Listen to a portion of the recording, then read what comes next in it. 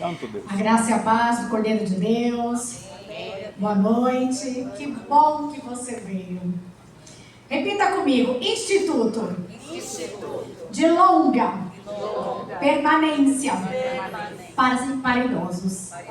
ILPI. Amém? Enquanto você vai abrindo a sua Bíblia, em Isaías capítulo 39, eu quero louvar aquele que vive e reina pela vida de cada um. Eu quero agradecer o coral jovem que esteve aqui. Que Deus abençoe poderosamente o ministério de vocês e acrescente cada vez mais.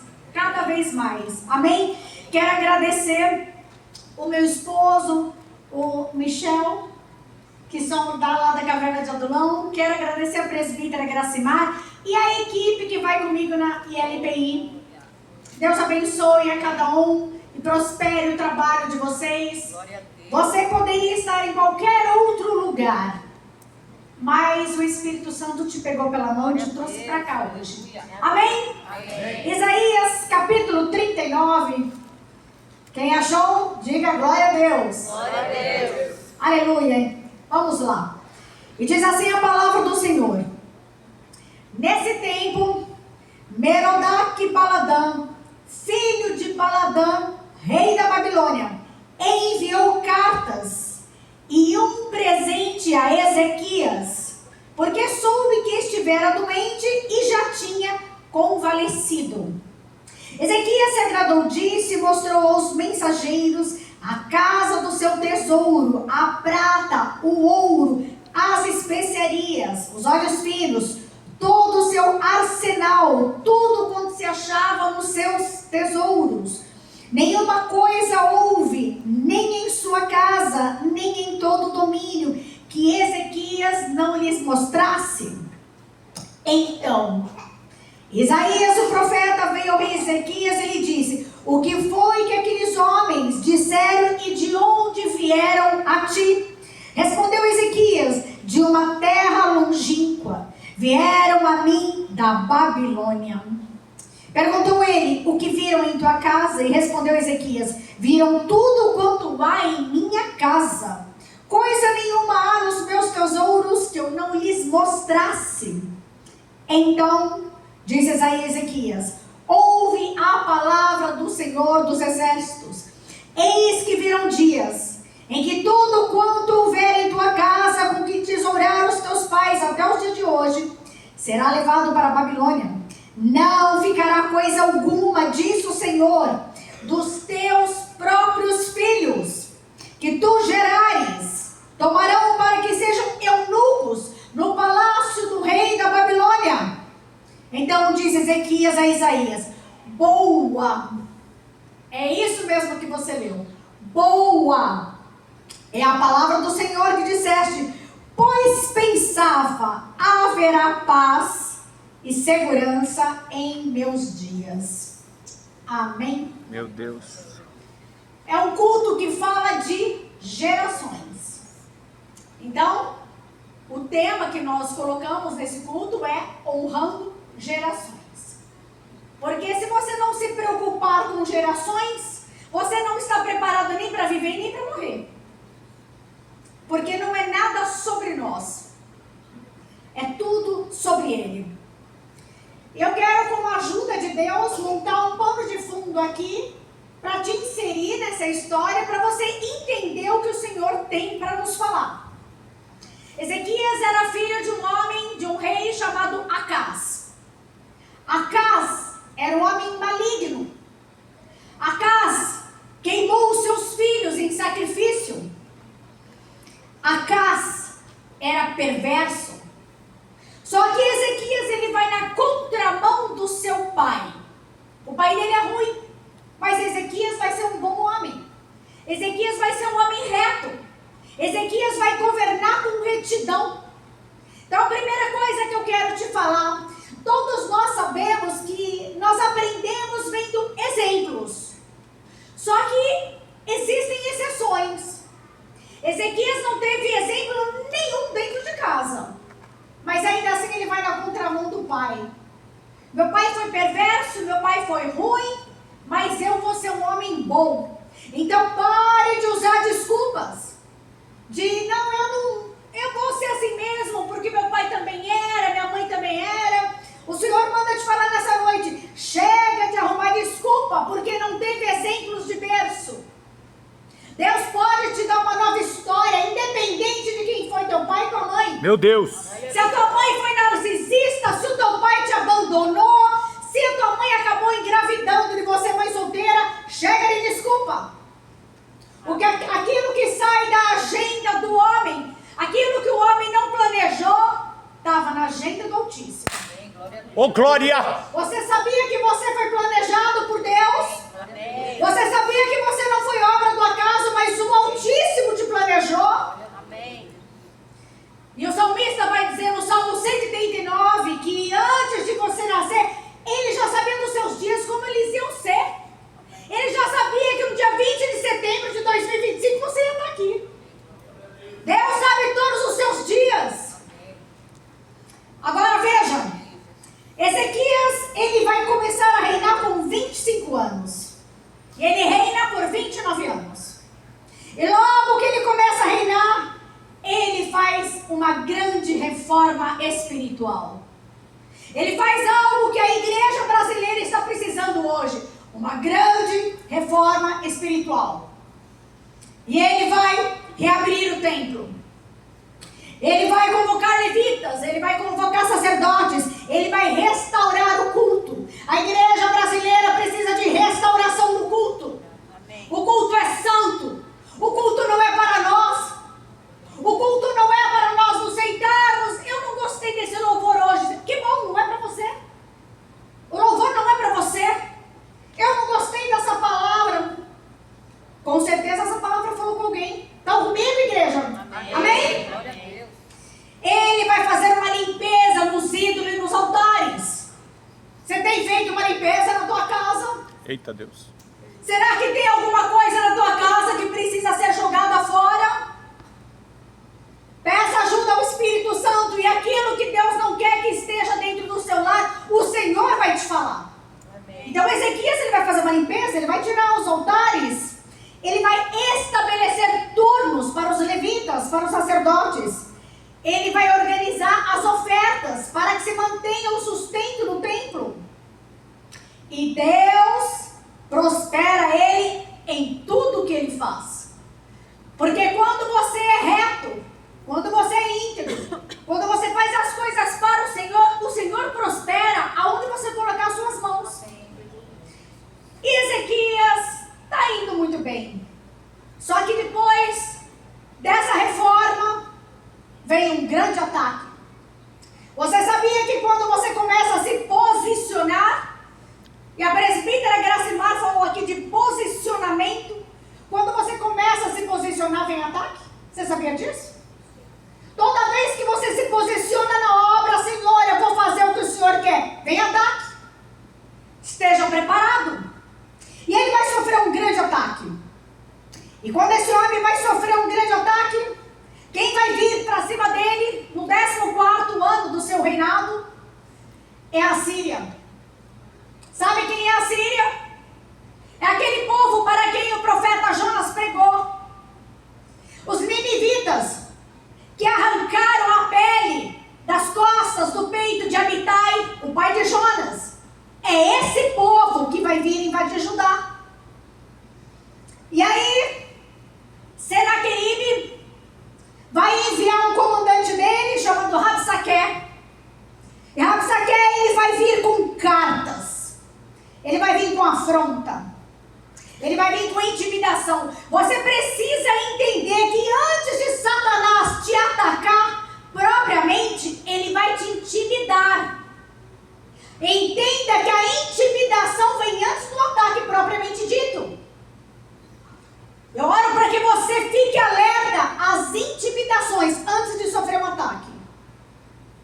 Eu quero liberar sobre a tua vida que venha um discernimento de espírito sobre você nessa noite. E que o Senhor te faça entender uma intimidação antes mesmo de qualquer ataque. Que você esteja alerta. Rabsaqué, ele vai vir com cartas para zombar de Deus. zomba do nosso Deus. Você tem visto isso acontecer no Brasil? Você tem visto na nossa nação o nosso Deus ser zombado, ser escarnecido? Deixa eu te falar uma coisa. O teu Deus que está sendo zombado, que está sendo escarnecido, o próprio Deus está vendo. Amém. Glória a Deus. Na hora certa, a espada da justiça entra Meu Deus. onde for necessário. Glória a Deus. Aleluia. A espada da justiça. Lembram de Salomão? Salomão vai julgar aquelas duas mulheres, as duas prostitutas, por causa de uma criança, que uma delas tinha dormido, rolado sobre a criança morre. E aí, elas estão naquela discussão, e Salomão vai falar assim: me tragam a espada. A espada da justiça tem hora certa para entrar na nação brasileira. Amém. Entenda que esse escárnio não vai durar para sempre. Você crê nisso? Amém. Glória a Deus. Então o Rabsaque, ele vai escarnecer e ele vai pedir, Ezequias vai pedir ajuda para o profeta Isaías. Ele vai entrar no templo e ele vai orar a Deus. E ele vai falar o seguinte: ele vai pegar essas cartas, ele vai apresentar para Deus. Apresente as cartas de intimidação de Satanás que está vindo sobre a tua vida. Entre no templo, entre no teu quarto, fecha a porta, apresenta para Deus essas cartas e fala: Senhor, está vendo isso aqui? Senhor, estou desempregado. Senhor, está vendo isso aqui? Não consigo pagar essa conta, é o aluguel. Senhor, está vendo esse exame aqui? O médico falou que não tem mais jeito, o médico falou que eu não vou falar. Apresente as suas cartas. Ezequias vai apresentar as suas cartas. E aí, o profeta Isaías vai falar assim para ele: Deus vai te livrar da Síria. Você quer um sinal? Ele vai te dar um sinal. Que sinal você escolhe? Olha, já que ele vai me dar um sinal, eu quero mais difícil. Porque no sinal seria ali no relógio de acaso. Ou se adianta ou se atrasa. Como eu nunca vi o relógio andar para trás, eu quero que ele se adiante. Eu quero te falar nessa noite que se você estiver esperando um milagre, pede mais difícil. Pede mais difícil. Para ninguém ter dúvida de quem te deu o milagre é Deus. Pede o mais difícil. Aleluia. Senhor, vai fazer um milagre? Faz o mais difícil. Para que todos vejam a tua ação na minha vida, na minha família, na minha casa, no meu ministério. Amém. E é isso que vai acontecer. O Senhor vai enviar um anjo só. Um anjo só. Numa noite, esse anjo mata 185.000 soldados assírios. E Senaqueribe vai voltar humilhado para Nínive. Fiquem tranquilos que quem humilha o inimigo não somos nós. É o próprio Deus. E quando ele chega de volta a Nínive, ele é morto pelos próprios filhos. Você sabe como o inimigo age, você tem visto redes sociais, na mídia, quantas situações de filhos matando seus pais. Nós não temos visto isso? Então, não é nenhuma novidade. A palavra já falava que essas coisas iam acontecer. Só que, depois dessa grande vitória, ele vai ficar doente. Ezequias vai ficar doente. Ele vai adoecer com uma úlcera. E aí ela volta, Isaías: põe a tua casa em ordem, porque certamente morrerás e não viverás. Irmãos, uma coisa é você ouvir uma sentença dessa do médico. Não é que nós falamos? Olha, o médico falou isso, mas a última palavra é de Deus. E quando a palavra vem de Deus, você vai morrer. Meu Deus. Porque não foi médico que falou. Foi o próprio Deus. Põe a tua casa em ordem. Perceba que ele não falou: coloque a tua vida em ordem. Não, porque a Bíblia fala que ele era um rei reto, era um rei justo, que fazia as coisas corretamente. Não, põe a tua casa em ordem, porque você vai morrer. E eu quero te perguntar: O que está acontecendo dentro da tua casa? Como está a convivência com seus filhos?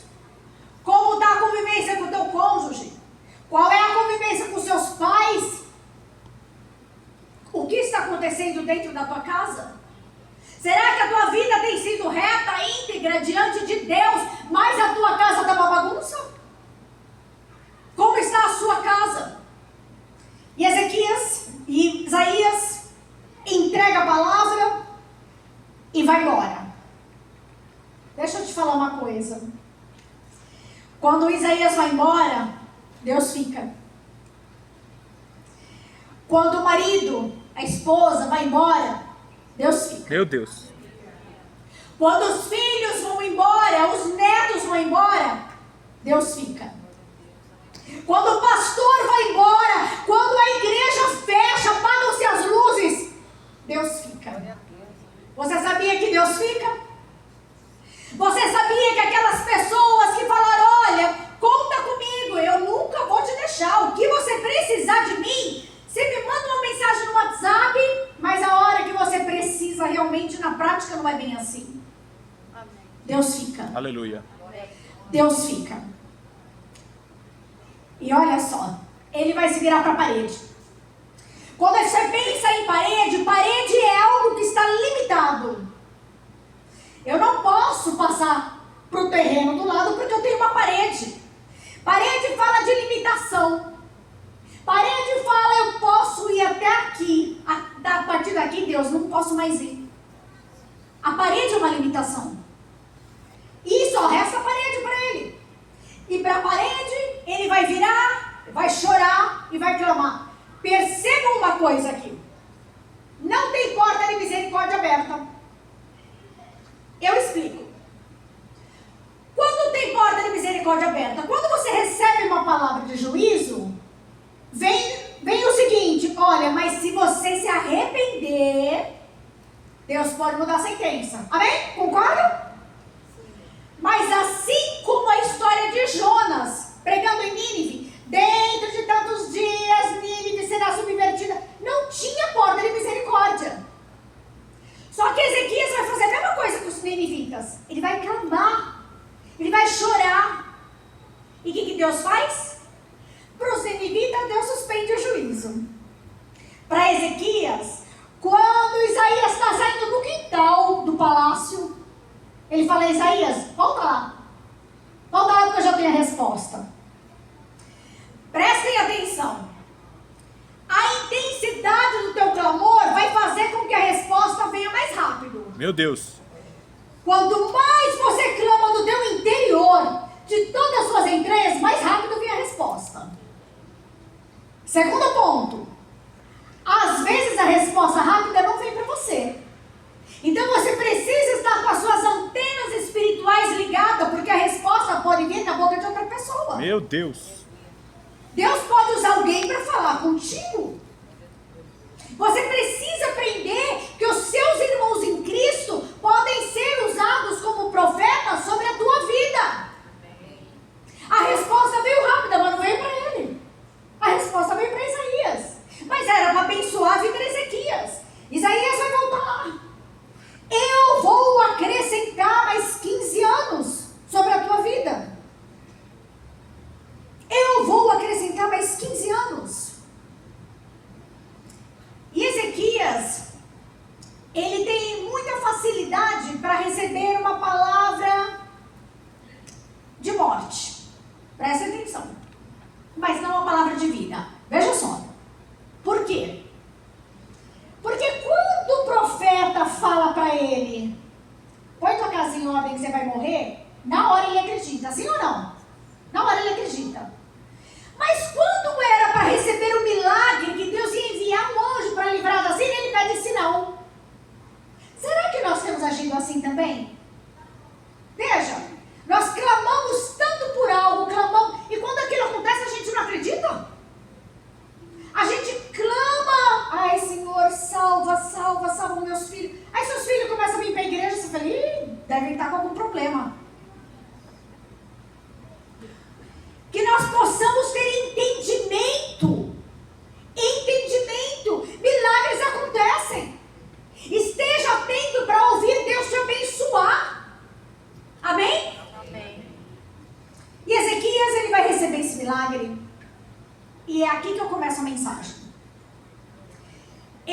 ele vai se exaltar. Ele vai se ensoberbecer. Você precisa saber que eu e você estamos sujeitos a isso também. Nós podemos, depois de uma grande vitória, baixar a guarda.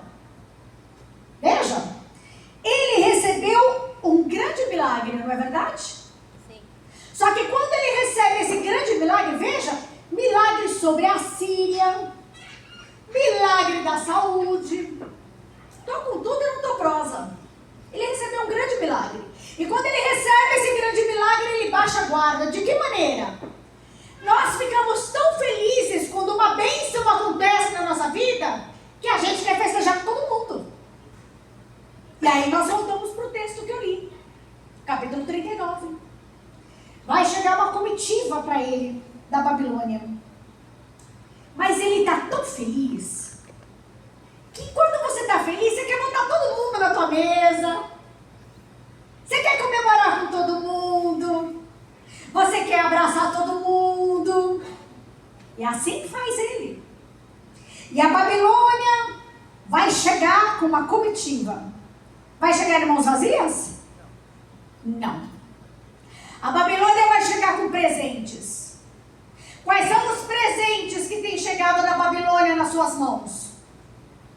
Será que tem vindo presente da Babilônia no WhatsApp? Será que você tem se alegrado com vídeos de piada no WhatsApp que vem dos babilônios? Será que a Babilônia tem mandado mensagens para você nas redes sociais e você tem que ver escondido do cônjuge? Porque vem da Babilônia? Meu Deus. Quais são os presentes que a Babilônia está trazendo na tua casa? O que a Babilônia está oferecendo? Porque hoje, grande a quantidade de cristãos festejando com os babilônios. Parece que a palavra de Deus não é mais suficiente. Parece que a igreja não é mais o suficiente. Então vamos trazer os costumes da Babilônia dentro para a igreja, porque assim vai ser mais legal, a gente vai se divertir mais. É isso que a Babilônia faz. E ele vai comemorar com a Babilônia. Ele vai ficar embriagado de poder. Você sabia que o poder embriaga? Você sabia que o poder pode te deixar arrogante e você nem percebe? Meu Deus. Você sabia que o poder pode te colocar com o microfone na mão para pregar a palavra de Deus? E em vez de você pregar a palavra de Deus, você prega a tua vida. Sabia disso? Que a Babilônia pode fazer exatamente isso com você? E ele vai ficar arrogante, ele vai ficar soberbo. Ele só se esqueceu que ele não era nada, mas Deus é tudo. Aleluia. Nós só estamos aqui hoje porque a graça um dia nos alcançou. Oh, glória! Você está de pé, você está vivo, você está saudável porque a graça de Deus te alcançou. Deus, aleluia. Você poderia estar na Babilônia agora, sim ou não? Mas nós escolhemos a boa parte, a qual não nos será tirada. Glória a Deus, aleluia. Ezequias fica arrogante, ele vai comemorar com a Babilônia, ele vai receber os presentes da Babilônia. Deixa eu te falar uma coisa. O rei manda uma comitiva com presentes. A Babilônia, essa Babilônia aqui não é a Babilônia ainda de Nabucodonosor. Eles estavam começando. Era o começo da Babilônia. Só que veja, tudo que a Babilônia quer é invadir Judá. Meu Deus. Tudo que a Babilônia quer é tomar o reino. Agora, onde que a Babilônia estava quando ele ficou doente? Eu vou te falar onde a Babilônia estava. Onde os babilônicos estavam quando ele ficou doente. Estavam torcendo para ele morrer. Você sabia que tem gente que está torcendo para você cair? Você sabia que tem gente que está torcendo para você se separar? Agora ela não canta mais. Ela vai sair do coral e não vai cantar mais. Agora ele não prega mais.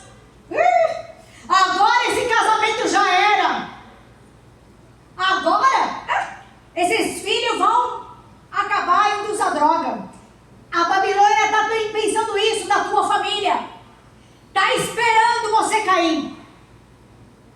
Você já ouviu aquele ditado? Se você não pode combater um inimigo, una-se a ele. Já ouviu? Peraí. Ele não morreu. Ezequias não morreu. Ele se recuperou. Vamos olhar isso de perto. Então eles vão olhar isso de perto. Cuidado com apoiadores que na verdade são opositores da sua vida. Quantas pessoas fingem que são suas amigas, seus amigos, e não são. Te recebem na igreja, te abraçam, te dão um beijo, mas estão torcendo para você cair. Cuidado! Nem todo mundo vai ter a mesma visão que você. Nem todo mundo vai ter o mesmo propósito que você. E ele vai mostrar os tesouros. E ele vai falar para Isaías: não ficou nada na minha casa que eu não mostrasse. O que você tem mostrado? Será que você tem mostrado alguma coisa na internet? Vou dar um exemplo aqui. Quantos casais abençoados, casais jovens, o rapaz jovem, a moça jovem, passam anos orando para ter um filho, até que essa moça engravida. Tudo perfeito, família Doriana, comercial de margarina. E essa moça grávida vai fazer ensaio grávida sensual e posta no Facebook. Estão entendendo? Coloca fotos indecentes do barrigão, que é uma intimidade dela e do marido dela, ela vai postar nas redes sociais para todo mundo ver. O que é que você está mostrando? Guarda o teu tesouro. O Senhor Jesus vai falar que aonde tiver carniça, ali se juntará os abutres, as aves de rapina. Se você não guardar o teu tesouro, você está deixando vulnerável para que avance as aves de rapina. Se você não cuidar do que Deus te deu, vai vir ave de rapina. Ezequias, ele vai expor o que não é para expor. Nem tudo que você faz precisa ser postado. Meu Deus. Nem tudo. Você precisa guardar o teu tesouro. Ele expõe. Tem pessoas que a gente acha que não, vou fazer amizade com esse é influente. E aí você vai e mostra os seus sonhos, mostra os seus projetos. E quando você mostra os seus sonhos, os seus projetos, Satanás te passa uma rasteira. E aí nós não podemos nem culpar o diabo depois. São coisas que nós fazemos. Isaías, ele vai receber uma sentença. E a sentença dessa vez é outra. Não é põe em ordem a tua casa. A sentença é, olha, porque você mostrou o seu tesouro, tudo que entesouraram os seus pais, os seus filhos serão levados como eunucos para a Babilônia. Os seus filhos. Você sabe o que é um eunuco? A palavra hebraica aqui para eunuco é exatamente castração. É alguém castrado. É alguém que não gera. Você sabia que a tua geração, que é bendita no Senhor, Satanás não quer que ela gere? Você sabia que Satanás não quer que os seus filhos deem frutos? Não quer que você dê fruto? Não quer que você gere? Você precisa entender a colocação. Eu não estou falando gerar apenas no físico, eu estou falando no espiritual também. Satanás não quer que você dê fruto. Ele quer te chamar para ser eunuco no ministério, sem gerar nada, sem fazer nada para o reino.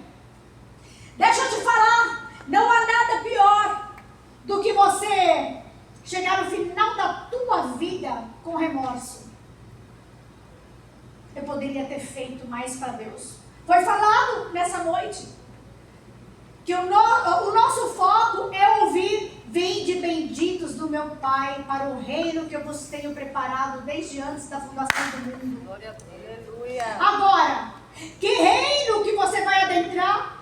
Se você não fizer nada para Deus e chegar no final da vida com remorso, eu poderia ter feito mais. Eu poderia ter me dedicado mais. Eu poderia ter abraçado mais. Eu poderia ter servido mais. Eu poderia ter abraçado o que precisava. Eu poderia ter feito algumas visitas. Presbítera Gracimar estava falando aqui do trabalho que nós estamos fazendo no Hospital São Paulo. Irmãos, as meninas também, né? Valéria, Aldrin, Marina, Célia. Não é fácil, meninas. Deixa eu falar uma coisa para vocês. Nós saímos com o coração arrebentado do hospital. Arrebentado. A gente mostra algo ali no hospital, a gente leva uma palavra, a gente ora. E aí, às vezes, quando a gente sai do hospital e se reúne para tomar um café, ali nós choramos. Eu estou até com o meu amigo aqui, o Leandro, que ele fez hoje o curso com o pastor Nino, para se ingressar no trabalho conosco. Não é fácil, mas não é sobre nós. Eu quero ouvir que eu tenho galardão para receber do Senhor. Quem quer receber galardão do Senhor? Amém. Davi não derrotou o Golias de graça. Tinha recompensa. Deus não nos chamou. Irmão, ser salvo é uma coisa extraordinária. Mas Deus não nos chamou só para ser salvos.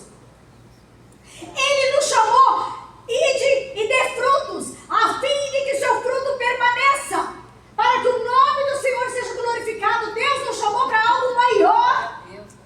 Não é sobre nós. E Ele vai ouvir que os filhos dele vão ser eunucos, os filhos dele não vão gerar mais. E a palavra vai falar assim, boa é essa palavra. Como é que uma palavra com peso profético tão negativo pode ser chamada de boa? Quem é o pai, a mãe, que consegue imaginar ouvir uma palavra dessa sobre seus filhos, sobre seus netos? Será que nós conseguimos ouvir isso e o coração não ficar quebrado? Será que nós... Porque veja, Ezequias está sofrendo de uma doença muito atual. Homem de Deus. Ezequias é crente. Mas ele sofre de egoísmo. O que é o egoísmo? É um ego doente. Egoísmo. É um ego doente. Ele vai falar assim, não boa essa palavra, porque pensava eu que nos meus dias haverá paz. Irmãos, tem coisas que o homem pensa, mas não fala. Tem coisas que nós pensamos e não falamos. Mas um Deus absoluto, soberano, sabe os nossos pensamentos. Ele sabe a palavra que vem à boca antes da gente falar, ele já sabe o que nós vamos falar. Então Deus sonda o nosso pensamento. Pensava eu que haveria paz em meus dias. Que paz é essa? Que paz é essa? Que você só se preocupa com o seu bem-estar. Com o perdão da palavra, o que ele está falando assim, é aqui assim. No meu tempo, nos meus dias vai ficar bem. Os meus filhos, dane-se eles. A palavra dane-se, a etimologia da palavra dane-se, vem do latim, damnare. E sabe qual é o significado da palavra damnare? Condenação, maldição. Por isso que nós não podemos falar, ai, esse menino é danado. Vem da palavra danare. É como se você estivesse falando, ai, o meu filho é maldito. Vocês estão entendendo o que eu quero dizer? Do peso de uma palavra. Ah, esse meu filho é condenado. Olha o peso da palavra. A gente vê uma criança espoleta, ah, esse menino é danado. Não é não. É abençoado. Deus escolheu o teu filho para nascer, porque ele é um Deus de geração. Foi lido aqui, Salmo 90, de geração em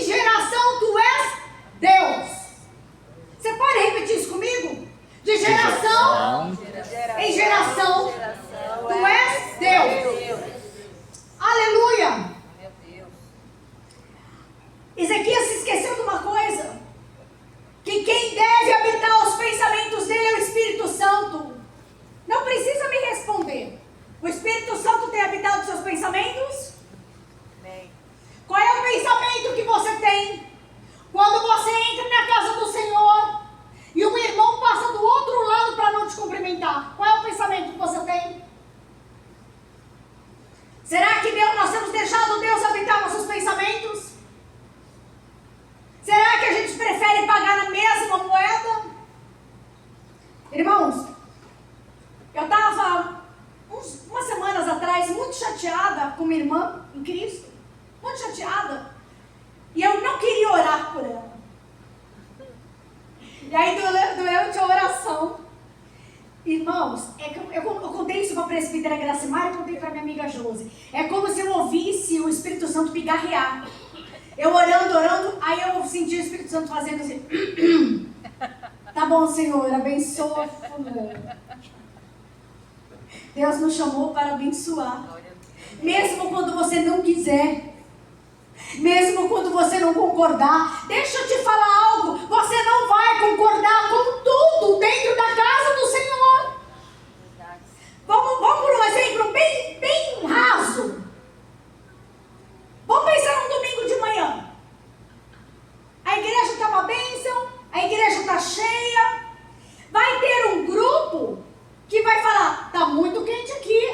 Ninguém vai ligar o ar-condicionado? Fala, Deus. Mas vai ter um grupo que vai falar, nossa, eu devia ter trazido uma blusa. Onde se viu esse ar gelado desse jeito? Vocês estão comigo? Vocês estão entendendo? É assim ou não é? Não vamos concordar com tudo. Mas nós precisamos discordar em concórdia. Precisamos discordar em paz. Ezequias, ele se esqueceu que tinha uma geração depois dele, que ele tinha filhos. Irmãos, quando o filho dele, Manassés, vai nascer, ele já tinha acontecido tudo isso. O menino vai nascer acho que 2 ou 3 anos depois de toda essa situação. Olha só, depois que ele recebe a vitória sobre a Síria, depois que ele é curado, 2 ou 3 anos depois disso, Manassés vai nascer. O que ele deveria ter feito? Eu vou investir nas futuras gerações. Eu vou investir no meu filho. Eu vou discipular ele. Eu vou orientar ele nos caminhos do Senhor. Eu vou ler a Shema para ele. Ouve o Senhor, o teu Deus. A Shema de Israel. Lê a Shema para o filho. Ele não fez nada disso. É um homem crente, mas ele não fez nada disso. O fato é que esse menino vai crescer revoltado. O meu pai tirou os altares, o meu pai limpou o templo, o meu pai estipulou a turnos para os levitas. Eu vou fazer tudo o contrário. Eu vou encher de idolatria. Eu vou queimar os meus filhos a Moloque. Eu vou virar feiticeiro, agoreiro. É isso que Manassés vai se tornar.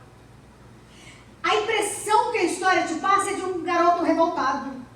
Vai se tornar um rei revoltado. Você sabia que o cativeiro babilônico, o útero do cativeiro babilônico foi gerado dentro da casa de Ezequias? Porque ele recebeu uma simples ordem: põe em ordem a tua casa. E não colocou. E ele não colocou. Não se alegre com os babilônicos. Guarda o teu tesouro. A Babilônia não tem alegria para te oferecer.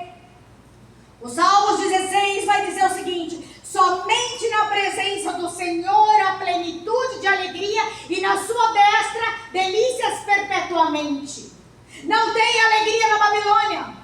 Não, mas então, missionária, sabe o que acontece? Eu cresci na igreja, mas eu cansei, eu quero conhecer um pouquinho como é lá fora. Não tem alegria para você lá fora, jovem. Não tem.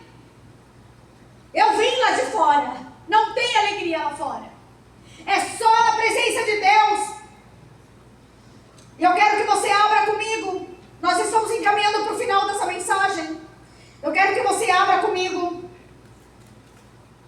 Capítulo 18, 19. Gênesis 18, 19. Santo Deus, aleluia. Vamos pensar um pouquinho em missão. Qual foi a missão de Moisés? Libertar o povo, não é? Libertar o povo do Egito. Qual foi a missão de Josué? Introduzir o povo na terra prometida. Qual foi a missão de Davi? Reunificar o reino. Qual foi a missão de Salomão? Levantar o templo. Qual foi a missão de Neemias? Reconstruir muros de Jerusalém? Qual foi a missão de João Batista? Eu amo essa missão, porque essa missão se estende a nós, preparar o caminho do Senhor, endireitar essas veredas. Essa foi a missão dele. Agora você vai ler comigo, não está ali? Dá para abrir aí? Gênesis 18, 19. E eu quero que você preste atenção, porque essa foi a missão de Abraão. Porque eu o tenho conhecido e sei que ele há de ordenar aos seus filhos e à sua casa depois dele, para que guardem o caminho do Senhor, para agir com justiça e juízo, para que o Senhor faça vir sobre Abraão o que acerca dele tem falado. A missão de Abraão: ordenar os seus filhos dele e depois dele. Quando Jacó e Esaú vai nascer, Abraão vai viver mais 15 anos. Abraão, ele vai morrer com uma idade que os netos vão estar com 15 anos. Só que quando você olha lá em Hebreus, eu acho que é o capítulo 13, eu não tenho certeza, vai falar que Abraão contemplou de longe a promessa. Presta atenção. Nós vamos ver a Bíblia toda falando que ele é o Deus de Abraão, de Isaac, de Jacó. Vamos de novo? Ele é o Deus de Abraão, de Isaac, de Jacó.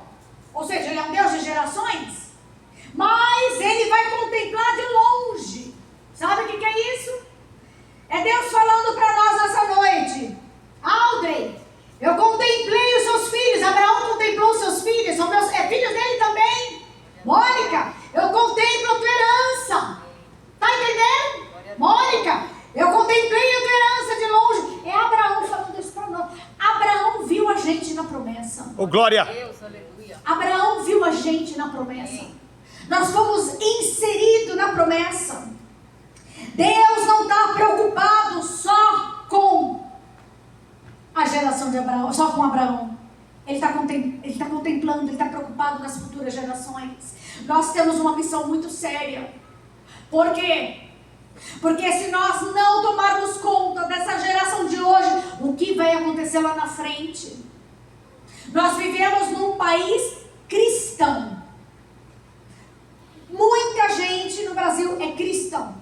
Mas você vai para a Europa, você vai para a Escócia, não tem mais igreja. Você vai para a Irlanda, as igrejas viraram pub, viraram bares. Você vai para a Holanda, viraram boates. Alguns lugares da Europa ainda tem templos, mas ninguém vai mais para a igreja. Se nós não cuidarmos dessa geração hoje, o que vai ser? Que nós não pensemos igual Ezequias: ah, se tiver paz nos meus dias, não tem problema, tá bom? Você pode não estar aqui, mas os seus filhos, seus netos, seus bisnetos estarão aqui. O que você vai fazer? Qual é a parte que você vai fazer para cuidar das futuras gerações? Quando a gente vai nas ILPIs, a quantidade de idosos abandonados que não recebem nenhuma visita, é só nós que vamos lá. E veja, é uma geração que aprendia a honrar, cuidava dos filhos. Estão entendendo? Cuidava, os avós cuidavam. É essa geração, ainda assim estão abandonados. E a nossa? E dos nossos filhos, o que vai acontecer? Porque eu costumo brincar que a geração que vai pagar a minha aposentadoria está fazendo dancinha no TikTok. Não é? O que vai ser dessa futura geração? Será que você pode hoje tirar o foco de você? Eu estou me incluindo nisso. Porque não é nada sobre nós. Nada sobre nós. Se nós não cuidarmos das gerações, se nós não colocarmos em ordem a nossa casa, Nós podemos fazer todos os trabalhos dentro da casa do Senhor. Mas como é que o Espírito Santo pode descer dessa forma? Como é que nós podemos viver um avivamento na nação, se a nação está tão perdida? Se nós temos mostrado o nosso tesouro, se nós temos passado mais tempo nas redes sociais do que meditando na palavra. Você vê até que esses vídeos, às vezes, que fazem joguinhos, né? Fazem como se fosse um quiz bíblico. Eu vi um vídeo de um quiz bíblico e a pessoa ia, né, como se fosse uma gincana, e perguntam para o outro. Era um grupo de cristãos. Ah, quem abriu o mar vermelho? Abra lá o outro, José. Gente, é nesse nível. É nesse nível. É vergonhoso. É vergonhoso. Ah, mas eu não tenho filhos. Você pode não ter filho na carne, mas você tem filhos espirituais. As pessoas estão te vendo. Os babilônios também estão te vendo. Não aceite presentes dos babilônios. Feche a porta do teu quarto. Guarda o teu bom tesouro. Não saia comemorando com todo mundo aquilo que Deus te deu. Não comemore com os babilônios. Nem todo mundo vai participar da tua vitória.